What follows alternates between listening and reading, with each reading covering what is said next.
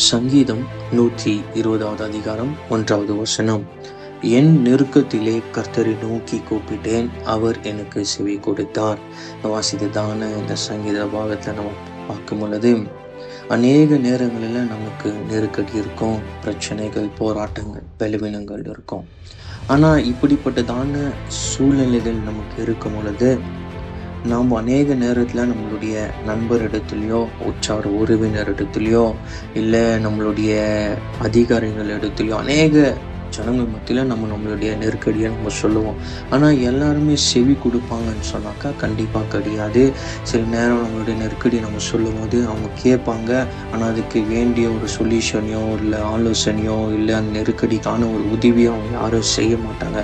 ஆனால் இங்கே இந்த வசனத்தை வாசிக்கும் பொழுது தாவீது ராஜா எப்படியாக செபிக்கிறார். என் நெருக்கத்திலே நான் கர்த்தரை நோக்கி கூப்பிட்டேன், அவர் எனக்கு செவி கொடுத்தார்.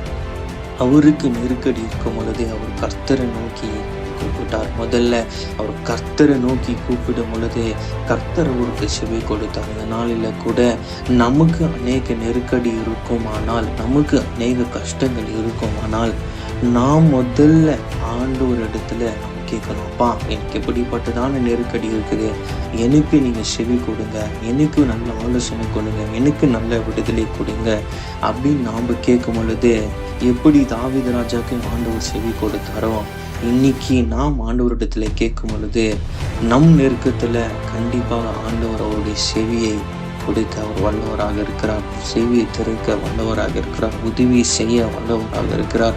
நம்மளை தாங்க வல்லவராக இருக்கிறார். நம்மளை பலப்படுத்த வல்லவராக இருக்கிறார். கர்த்தர் தாமே இந்த வசனத்தை ஆசீர்வதிப்பாராக. ஆமென்.